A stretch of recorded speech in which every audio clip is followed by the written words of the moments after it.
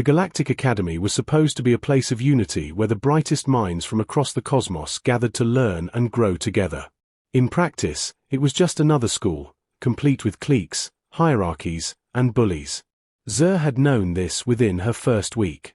As a Valoran, she was small by galactic standards, barely 4 feet tall, with delicate crystalline skin that refracted light in soft blues and purples.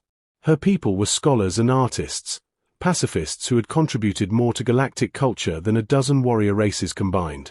But at the Academy's cafeteria, none of that mattered. The Chromath students, hulking reptilian brutes whose species had built an empire on conquest, had decided she was entertainment. They'd been escalating for weeks, shoving her in hallways, accidentally spilling chemicals on her workstation, mocking her accent when she spoke Galactic Common. Today, they knocked her meal tray to the floor and told her that's where weak species belonged, eating scraps off the ground. The cafeteria had gone quiet. 200 students from 40 different species watched. Some looked uncomfortable, others merely curious, but no one moved. The Chromath were connected to powerful military families. Getting involved meant risking her career before it even started. Zur knelt down, her crystalline fingers trembling as she reached for the spilled food. She could feel her luminescence dimming with shame. A Valoran's skin always betrayed their emotions.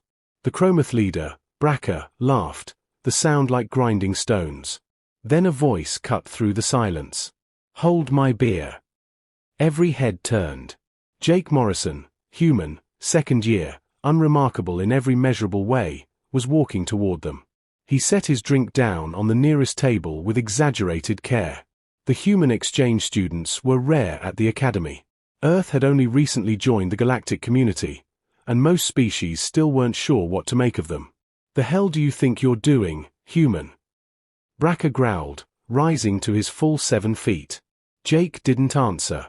He walked straight past the Chromath, bent down, and helped Zur to her feet. Then he did something that made the entire cafeteria gasp. He picked up her spilled food, placed it on his own tray, got a fresh meal from the line, and sat down at her table.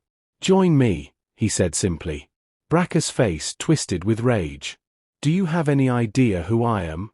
My father commands 3 battle fleets." "Don't care," Jake interrupted, taking a bite of his sandwich. "Sit down, Zur. Ignore them."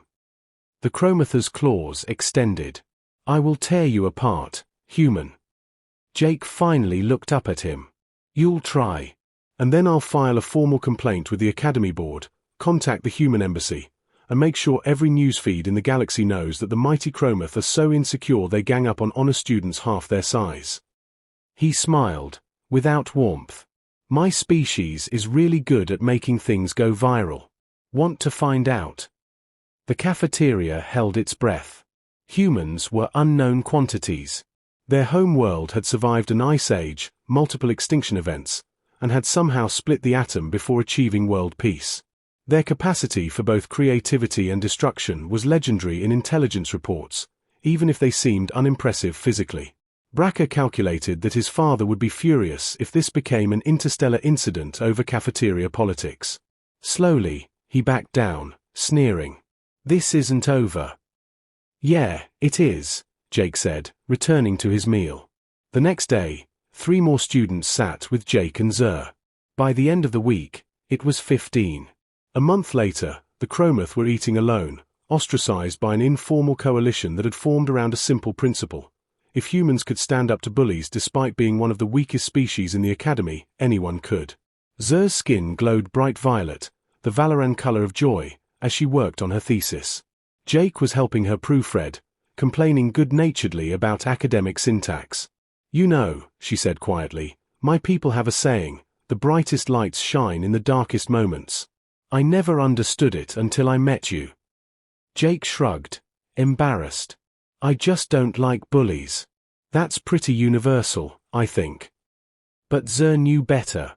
In a galaxy of ancient civilizations and complex political calculations, sometimes what mattered most was someone willing to say, "Hold my beer," and do the right thing, consequences be damned. That was the human advantage. And it was changing everything.